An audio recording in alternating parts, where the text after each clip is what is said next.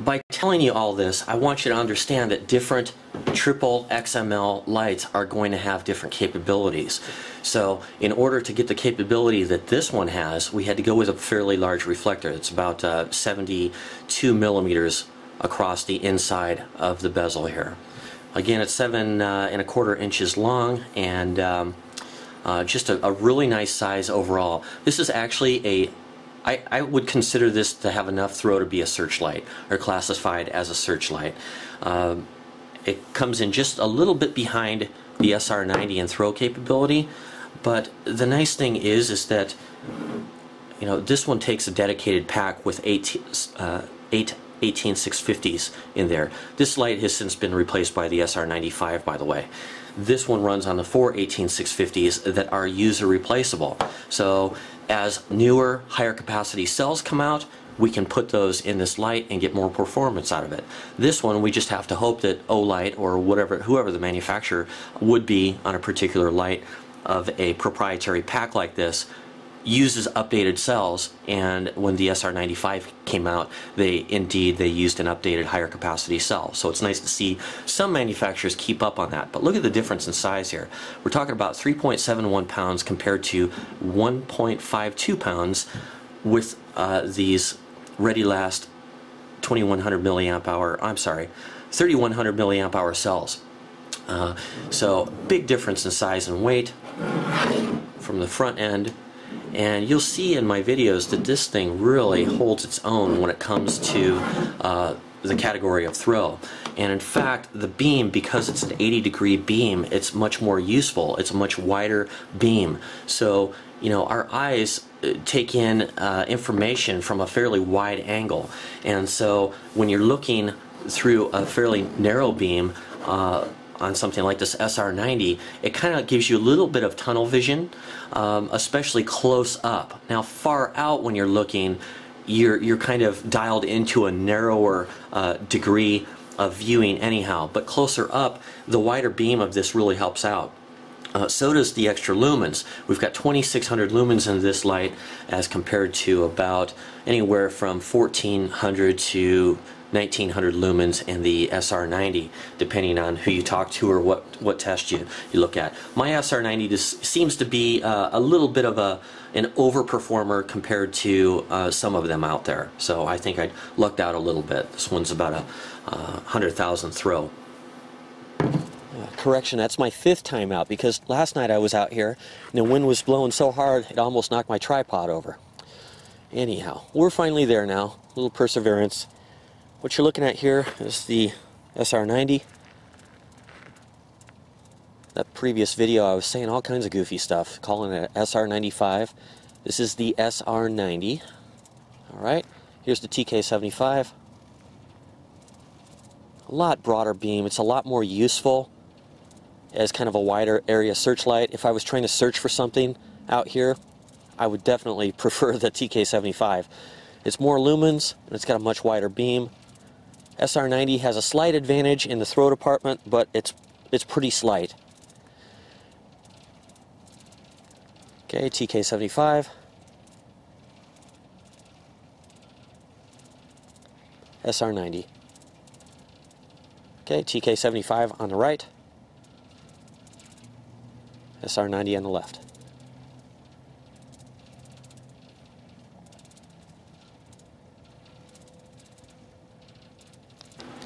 Speaking of that generic thing I just said there, 100,000, what exactly does that mean? Well, this one I think it was tested at 118,000 lux at 1 meter. So they're measuring the light output or the intensity at 1 meter, and then they extrapolate that out in order to get the distance. Let me show you here on the box. This one says that it'll go 606 meters. But what that's based on is a 1/4 lux at that distance, which isn't a lot of light. It's enough light to see. If you were standing out there, you'd certainly see a 1/4 lux. I guess that's pretty close to about what a full moon would be, a 1/4 lux. But to see anything of reason, to see a human being out there at 600 meters with this light, it's not going to happen.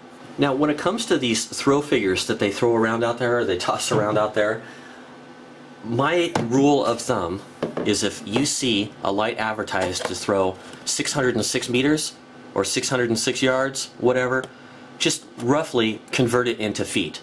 Is this light useful at 606 feet or about 200 yards? Yeah, fairly useful depending on the target. Now, you'll see that, I don't know if you'll see it or not, but I could see with the naked eye shining this at a Powerline Tower at 640 yards, and I could actually see that it was illuminating the tower. So in that regard, is this accurate, the 606 meters? Yeah, in that case it is accurate, but we're talking about a Powerline Tower. I don't know how tall they are. I have to look it up, but I believe they're over 100 feet tall, and they've got a lot of surface area, and they're kind of a light gray in color, so it's a pretty reflective surface. So in that case, yes. How about maybe a sandstone mountainside at 600 meters? Yeah, I think this would reach it. Depends on how much particulates and garbage are in the air, because that beam of light lighting up all those particulates in the air will actually decrease your ability to see the target that you're trying to hit. But if there's not a lot of garbage floating around in the air, yeah, you could certainly see a mountainside or something like that at 600, maybe 700 meters with this light. So it is capable of that. Finding a person standing against a tree line, I'm going to say 600 feet or perhaps a bit less with this light.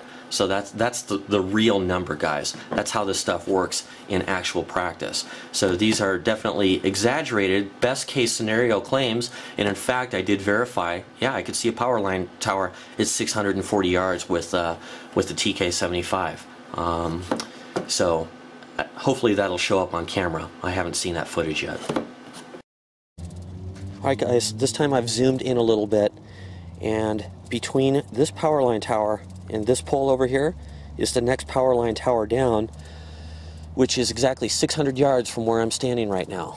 Okay, with the naked eye, I can see the 600-yard tower with the TK75. It's faint, but I can see it. Alright, so yeah, I can definitely make it out. I can see it against the skyline. So with the human eye, I can see it. Here's the Polarlight PH50. Turn off the other one, and I'll see if I can get you a look at it there. Oh yeah. So there's the other Powerline Tower, and it's very bright with the eye. Brighter than what the camera's seeing. You know, I did lose a little bit of light there because I had to zoom in the camera, but clearly visible with the naked eye. Hopefully it's coming up there. I see it a little bit on the LCD on the camera screen. Alright, here's the TK75. And I can see it. I could tell it was a Powerline Tower. Alright, back to the PH50. Very visible at 600 yards. It's super bright. If I zoom out a little bit to wide angle, you can see it's quite a distance down there. Here's the beam angle on the TK75. I'm holding it about 6 feet over, or 6 feet above the ground, the light, maybe 7. Faintly visible. Here's the PH50. Let's try to zoom in a bit there.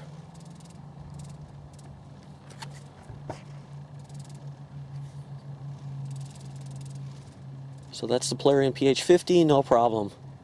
600 yards is no problem out here on a Powerline Tower.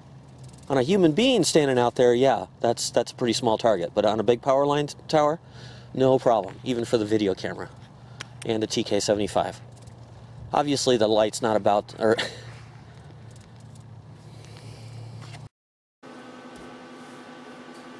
so is 600 feet of excellent lighting enough? Yeah, I think it is. Like I said, I definitely could put this into the searchlight category. It's got enough juice, it's got enough light out there, and it's wide enough, and the color is neutral enough that it really makes for a nice searchlight. You could definitely see somebody standing out there in bright clothing because of the color of the light. I'm guessing 5200, maybe 5400 Kelvin out of this light, which is you know, bright sunlight is about 5,000 Kelvin, so this is slightly on the cooler side of bright sunlight.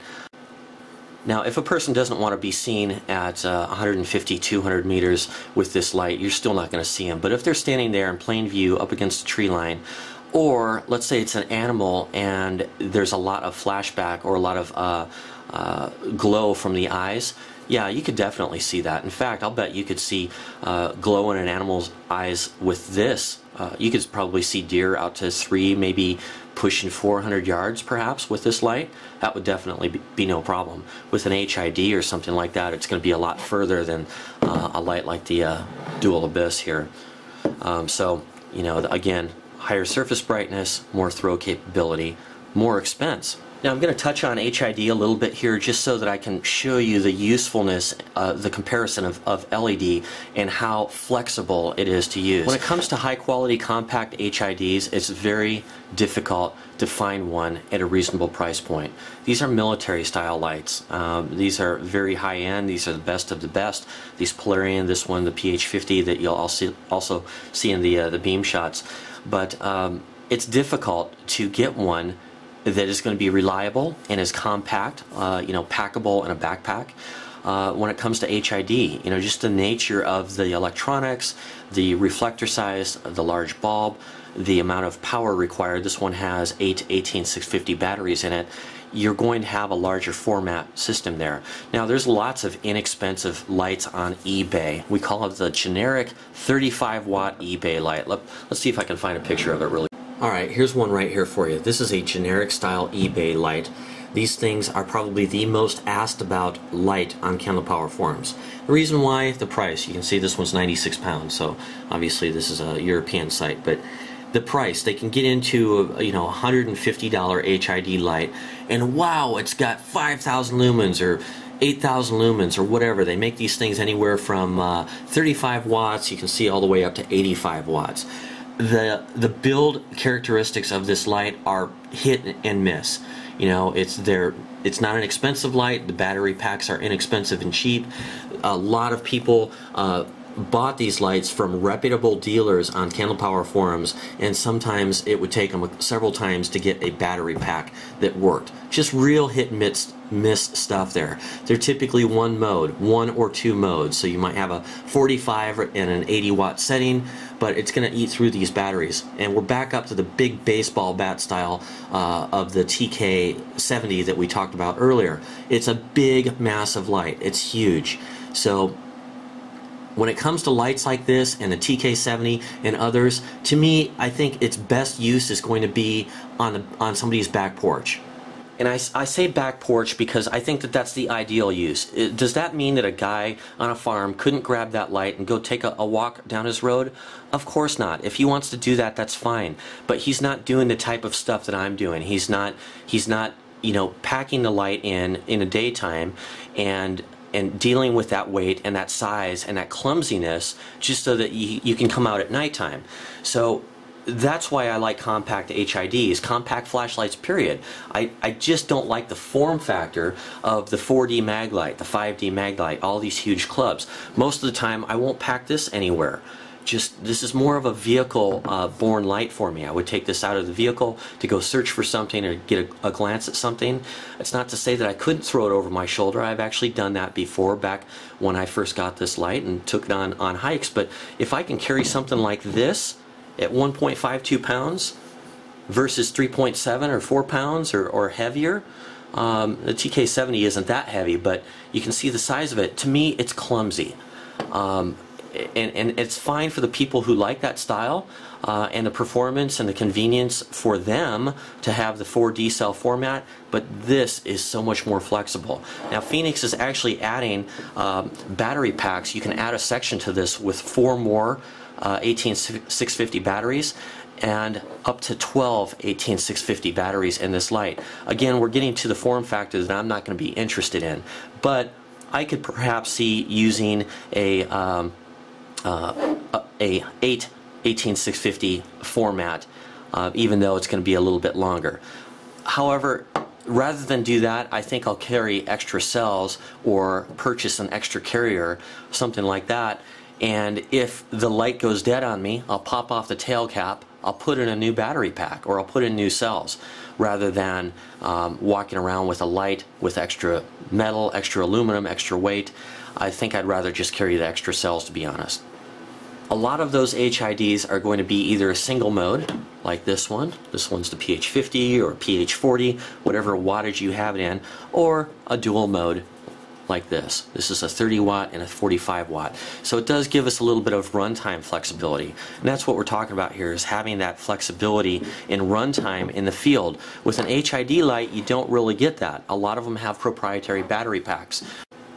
What I like about lights like this is that they do use the 18650 batteries. You can update those, you can replace those as newer higher capacities come out, kind of recovering some ground here. Same with this, same with the TM11, that's the Tango Mike 11, the Tango Mike 15, both of those are made by Nightcore. The TN, or Tango November 11, or I'm sorry, TN30, made by Through Night, is another nice triple that the guys on Kennel Power Forums like.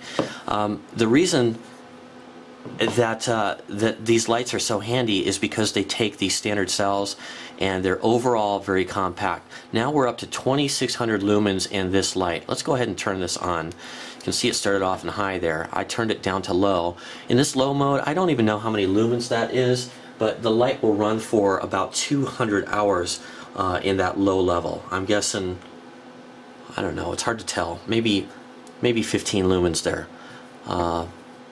10 to 15 lumens in low level, and it'll run 200 hours. If I go up one notch, you can see this is the on-off switch, by the way. Over here on the left side is the mode switch for general modes. We hit this, it goes up to medium mode. In medium mode, or mid mode, 400 lumens for 12 hours. That's a lot of capability, guys. If you're on the trail, 400 lumens, it wasn't that long ago that 60 lumens from a P60 style Surefire was a lot of light, you know. That was considered a good tactical light. A mag light's only about 30 lumens. You know, a 3D mag light or a 4D mag light is only about 30 lumens. So 400 lumens for 12 hours. Let's say you had a longer period of darkness, or you lived up in the northern latitudes a little bit, Alaska, something like that, where you've got real long nights. This will give you 400 lumens all the way through a night on a set of batteries. And I can't remember what batteries they're rated for. I'm guessing they've rated this light at either 2900 milliamp hour or 3100 milliamp hour cells. They're up to 3400 milliamp hour cells now, so you could load that up and perhaps get a little bit more runtime. Now I'm just guessing there. Maybe this light was tested at 3400 milliamp hour cells, but the point is that you can purchase higher capacity cells as they become available. If I go up another notch here on the selector, it will bump it up into high mode, or 1100 lumens. It will maintain that for 4 hours. Based on the cell that this light was tested with. Maybe I'll annotate that for you. If you bump it up one more, you're up to 2600 lumens for about an hour and 15 minutes. Again, with the cells that they've tested. Bump it back down to low here. A little bit of heat coming out the front. Nothing bad compared to HID or incandescent lights. If I press and hold this button here, it will go to a strobe mode. That will happen whether the light is in the on position like this, or if it's in the off position and you press and hold the strobe mode, it will come on. Alright, if I press and hold this a little longer past strobe mode, it will go into SOS mode. And it's kind of the, Fenix has got that real long drawn out SOS mode. That's the same type that this has. But it's a nice bright signal. It doesn't appear to be full output on SOS mode. Let me try that really quick. It's something I hadn't thought about. Yeah, it's definitely not full output. It looks more like mid output on SOS mode. On strobe mode, it does appear to be full output, and it looks like it's a triple frequency strobe. I'm trying to count them here. There's 1, 2. Perhaps it's only a dual. Making you guys go crazy there. Perhaps it's only a dual frequency or dual oscillation strobe mode, but either way it's pretty annoying. Definitely blinding, definitely hard to approach somebody when they've got that strobe mode on. We used to horse around with the strobe mode on lights that only had half this output, and in a dark room it was very easy to move away from somebody while strobing this, and if the person was moving fast enough towards you, you could put them into the wall or put them into the furniture or something like that, because it's very disorienting and you feel kind of helpless when you're on the other end of that. So from a tactical scenario, let's say a police officer wanted to use this in his squad car to grab and run out and chase down somebody. In that strobe mode, it's very effective. So as you can see, it's a super simple user interface. Same type of style with the dual switches as the TK70 and TK40. So it's been around a long time, and it's a very intuitive place for the switch, because your thumb, even in the darkness, your thumb bumps up against the cooling ring right here, and stops the thumb, and your thumb kind of falls on the switches. Yeah, didn't have quite everything covered. So again, kind of touching back, and this is kind of a broken record, but going back to HID light, there's so much more flexibility with an LED light. So if you can sacrifice that insane level of throw that you get out of a high quality HID light, if you can sacrifice that for a good throwing LED light, it's such a much more user-friendly, field-friendly setup. You've got cells that you can replace in the field. You've got these multiple levels, 200 hours out of this light on low. I mean, can you imagine as a night light, just, you can see the light tail stands, which is great. That would light up a room at night, this 10 or so lumens coming out of 10, 12, 15 lumens. That would light up an entire room at night, or a large room. You could use it as a hurricane light. So you've got that flexibility and runtime. 400 lumens for 12 hours. Amazing stuff. The ability to strobe. Typically HIDs are not tactical lights. You have instant on capability. Even the best HID lights are going to take 2 or 3 seconds to really amp up to the level of light that comes out of this one instantly. So, jumping up to 2600 lumens instantly is really nice. The lower quality or more softly driven HID lights can take up to a minute. I have this little Wolf Eyes Boxer here, can actually take 2 minutes to reach its full output, its full potential. So, I don't miss that. So it used to be I would carry this if I needed a compact high output flashlight on the trail, or to attach to my backpack, or I just really wanted to be able to see a distance. Sometimes as if you don't have a GPS and you're navigating by sight at nighttime, it's nice to be able to shine this out at a familiar tree, or a saguaro, or a Powerline road, or some topographical feature that you'll recognize. Well, I don't carry this anymore because the LEDs offer so much more flexibility.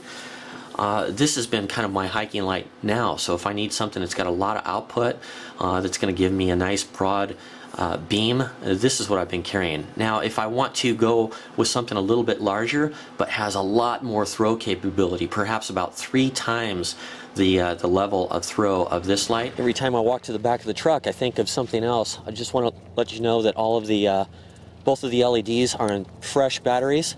One is 3100 milliamp hour cells. The other is on 3400 milliamp hour cells. All freshly charged. Okay, now we're looking at the Powerline PH50 right here. You see a ton of light. This is the 50 watt with smooth reflector. Here's the TK75. Nice color beam, really like it. Good neutral sort of color. The orange or yellow that you're seeing in the beam does not really exist. It's just the way the camera is interpreting it. I found that it's best just to leave the color as is and run with it. Here's the TK75. Alright, you can see it does pretty good. Alright guys, time to wrap this one up, but overall I think this is one of the most incredible deals in a triple XML light right now. This comes in at 199 bucks. You can pick this up over at Predator EDC. I'll put that in the description field for you. And they're $199, plus you can get a 5% Patriot 36 discount if you use that in the coupon code section, just Patriot 36. They're offering this light also with batteries. It'll come with 4 Tenergy 18650 batteries and a Tenergy charger for about 250 bucks, I believe. I'll annotate that if it's different. You can also use the coupon code for that package as well. Anyhow, really like those guys over at Predator EDC. A great company and fast shipping. So they're a good team over there. All right, guys, let's go ahead and wrap this up. Thanks for watching. Very high value LED triple XML searchlight. Love it. It's made by Fenix. Awesome reputation coming from Fenix, and this is a light that you will not be sorry if you spend the money on. Super high quality. Alright guys, hope you enjoyed the video. Thanks for watching. Patriot out for now.